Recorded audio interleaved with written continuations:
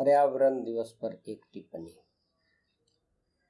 1972 से हम हर साल 5 जून को विश्व पर्यावरण दिवस मनाते आ रहे हैं। इस वर्ष भी हमने पर्यावरण दिवस सरकारों के विज्ञापन और रटे रटाए नारे कस्में वादों के साथ मनाया। पर्यावरण दिवस मनाते हुए पूरा विश्व आज महामारी से लड़ रहा है और दुनिया के अधिकांश हिस्सों में अभी भी तालाबंदी लागू है। लेकिन इस ठहराव ने प्रकृति को फिर से सांस लेने का मौका दिया है। सारा संसार कोरोना की चादर तले कसमसाता चला जा रहा है और प्रकृति संवरती चली जा रही है। जल और वायु दोनों घुल रहे हैं। अपने यहाँ बहुप्रचारित नमामि गंगे परियोजना लॉकडाउन में है, फाइलों में समाया हुआ है, लेकिन गंगा अपने उद्गम से लेकर नीचे तक जैसी साफ हुई है वैसी साफ गंगा इस पीढ़ी के बच्चों ने कभी नहीं देखा होगा।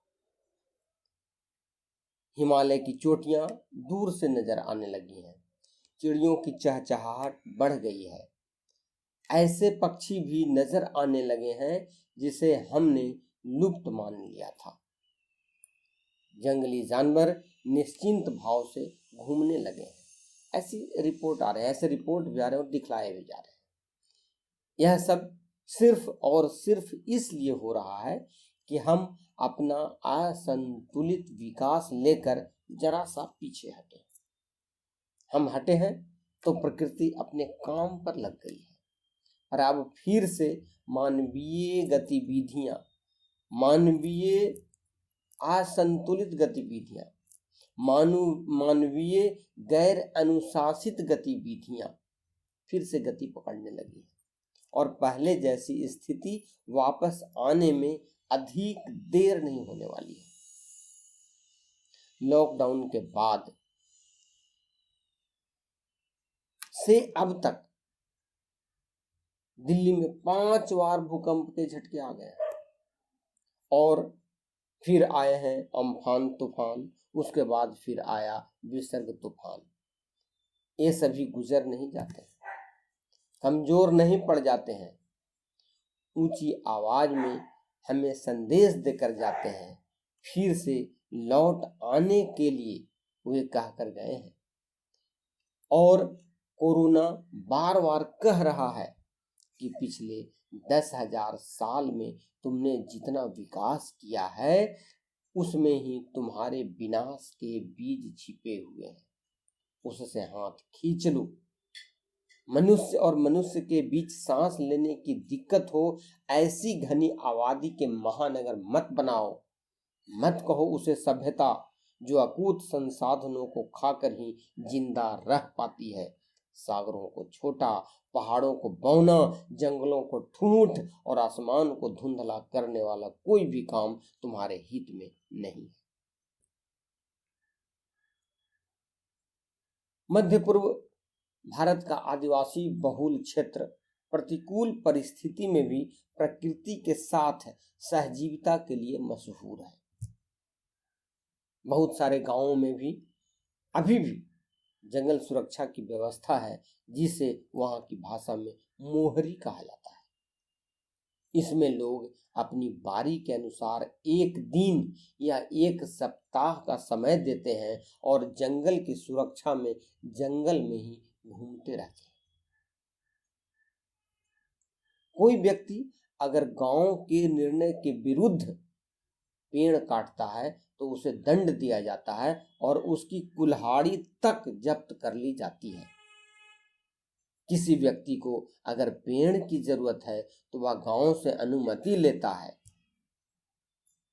जब कभी भी वन संपदा या वनोत्पाद के तैयार होने का मौसम आता है, गांव वाले एक साथ बैठते हैं, बैठकर निर्णय लेते हैं और उसके बाद वे जंगल का रुख करते हैं और जरूरत के हिसाब से आपस में बांटते हैं, आपस में एक दूसरे का सहयोग करते हैं। कोरोना के आगमन से भले देश बदले ना बदले, दुनिया पर राज करने वाले महत्वाकांक्षियों का दृष्टिकोण बदले न बदले, व्यक्तिगत रूप से हम सभी सोचने को विवश हैं कि चींटी से भी लगभग 3000 गुना छोटे विषाणु ने अपने से खरबों अरब गुना बड़े आकार वाले मनुष्य को उसकी औकात बता दिया है। जिस प्रकार कुछ सालों में इबोला, जिंका, H1N1 जैसे विषाणु दस्तक देते रहे हैं, आने वाले समय में मनुष्य को पहले जैसी आजादी नहीं रहने वाली है। यह भी हो सकता है कि जिस जंतु में कोरोना पल्लवित होता है उसे मनुष्य ने अपने विलासी जीवन के लिए विलुप्त कर दिया हो और कोरोना के जिंदा रहने का एकमात्र विकल्प खुद मनुष्य बचा हो, और इसी वजह से विषाणु ने मनुष्य को अपना घोंसला बना लिया हो। कुल मिलाकर पूरे ब्रह्मांड में मनुष्य को जिंदा रहना है तो अपनी क्षमता विकसित करते हुए प्रकृति के साथ सहजीविता बनानी पड़ेगी। इसलिए जरूरत है लोभ व द्वेष से भरी अपनी जीवन शैली को बदलने की। जरूरत है पर्यावरण की स्वच्छता और सुंदरता को बरकरार रखने के लिए जल, जंगल, जमीन और तमाम प्राकृतिक संसाधनों का न्यायोचित और बुद्धिमत्ता पूर्वक उपयोग करने की। हमें यह सुनिश्चित करना होगा कि पर्यावरण की कीमत पर औद्योगिक विकास न हो। हमें ऐसा विकास चाहिए जो गरीब, अमीर और गांव शहर के लिए बराबर हो और उन्हें साथ लेकर चलता हो। धन्यवाद।